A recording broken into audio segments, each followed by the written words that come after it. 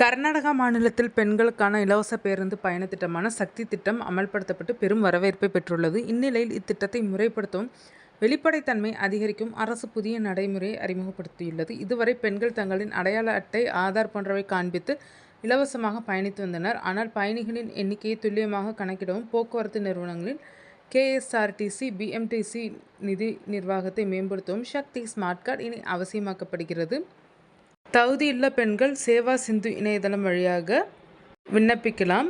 https://sevindhu.karnataka.gov.in/ என்ற போர்ட்டலுக்கு செல்லவும். Apply for Shakti smart card என்ற இணைப்பை கிளிக் செய்யவும். ஆதார் அட்டை கர்நாடகா முகவரியுடன் உள்ளது அல்லது வாக்காளர் அடையாள அட்டை அல்லது ரேஷன் கார்டு, சமீபத்திய பாஸ்போர்ட் அளவு புகைப்படத்தை சமர்ப்பிக்கவும். விவரங்களை பூர்த்தி செய்து ஆவணங்களை பதிவேற்றிய பின் சமர்ப்பிக்கவும்.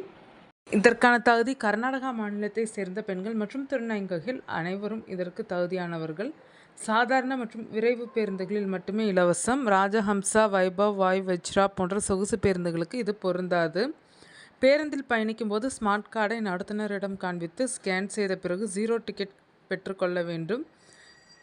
விண்ணப்பிப்பதற்கான கட்டணம் குறித்த அரசு தெளிவான அறிவிப்பை வெளியிடும் வரை அதிகாரப்பூர்வ மையங்களில் பெயரளவு கட்டணம் வசூலிக்கப்படலாம்.